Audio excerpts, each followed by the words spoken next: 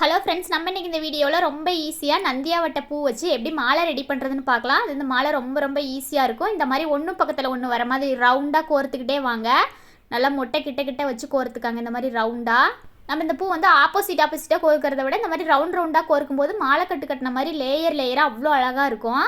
இந்த மாதிரி கொஞ்சம் கொஞ்சமாக கோர்த்து நூலில் நகர்த்திக்கங்க. நார்மல் சைஸ் ஊசியில் ரெட்டையாக நூல் போட்டுட்டு இந்த மாதிரி கம்மியாக கோர்த்து நூலில் நகர்த்திக்கங்க. நம்மளுக்கு எவ்வளோ நீளம் மாலை வேணுமோ அவ்வளோ நீளத்துக்கு கோர்த்துட்டு இந்த மாதிரி குட்டி குட்டியான பால் வந்துட்டு ஃபேன்சி ஸ்டோரில் கிடைக்கும், வாங்கி கோர்த்துக்கலாம். அப்படி இல்லைனா இந்த இடத்துல பெரிய பெரிய ரோஸ் கூட 2 ரோஸ் கோர்த்துக்கலாம்.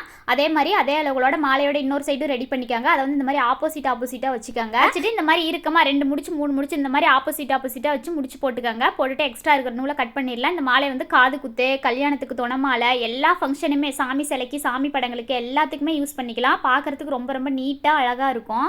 எந்த இடத்துலையுமே பூ கட்டுற மெத்தடில் கட்ட தேவையில்லை. ஃபுல் அண்ட் ஃபுல்லாக நம்ம கோர்த்து தான் எடுத்துருக்கிறோம் ஊசியில். அதனால் பூ கட்ட தெரியாதவங்க கூட ரொம்ப ஈஸியாக ரெடி பண்ணலாம். இந்த மாதிரி ரெடி பண்ணிவிட்டு பூ கழுத்து பக்கம் வர மாதிரியும் பால் சைடாக வர மாதிரியும் எடுத்துக்கோங்க.